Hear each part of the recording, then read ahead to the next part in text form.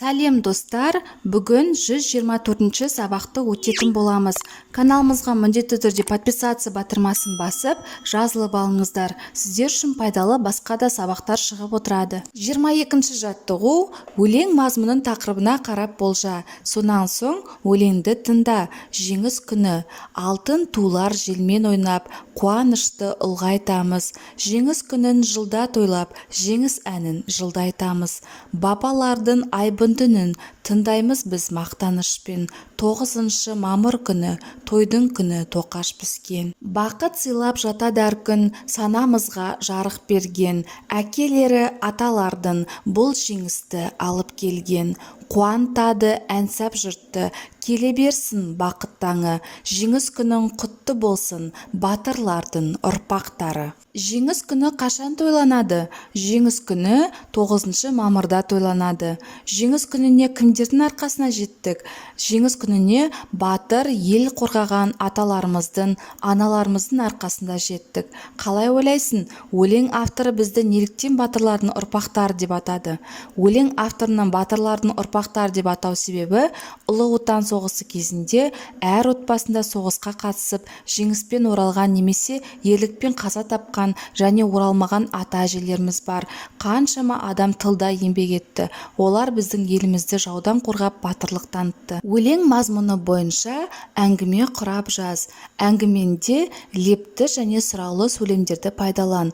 9 мамыр күні көк туымызды желбіретіп қуанамыз. Жылда жеңіс күнін тойлап жеңіс әнін айтамыз. Ата-бабаларымыздың айбынды үнін еске алып мақтанышпен айтамыз. Аталар мен әкелердің бұл жеңісі әр арайлап атқан күнімізге бақыт сыйлап, санамызға жарық берді. Әр таңымыз бақытты болсын, ұлы жеңіс құтты болсын, батырлардың ұрпақтары мың жасасын. 23-ші жаттығу өлеңнің қатесін түзеп жаз. Отан үшін от кешкен, өліммен де беттескен, омырауын оқ тескен, менің атам майдангер. Майдангер сөзіндегі дауыссыз дыбыстардың түрлерін ажырат. М дауыссыз үнді, И дауыссыз үнді, Д дауыссыз ұяң, Н дауыссыз үнді, Г дауыссыз ұяң, Р дауыссыз үнді. 24-ші жаттығу мақалды оқып, мағынасын түсіндір. Қаһарлы ел қамал бұзады. Мақалның мағынасы ауызбіршілік болса, кез келген қиындықты оңай жеңуге болады делінген. Х дыбыстары бар сөзді ата. Олардың айтылуы мен жазылуын есіңе түсір. Хан, халық, ханшатыр, ханшайым, хат. Қаһарман, жиһаз, гаухар, айдаһар, жиһангер.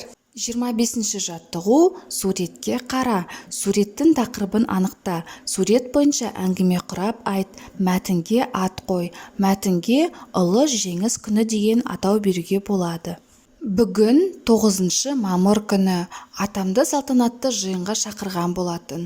Екеуміз майдангерлерді еске алып, гүл шоқтарын қою үшін мәңгілік алау жанына келдік. Атам үнсіз біраз тұрды. Осындай кеудесінде жарқыраған, ерлігі үшін тағылған медаль бар атаның ұрпағы болу мен үшін үлкен мақтаныш. Осымен біздің сабағымыз аяқталды. Каналымыз пайдалы болған болса, лайк басып тіркеліп қойыңыздар. Жаңа видеолар сізге бірінші болып көрінеді.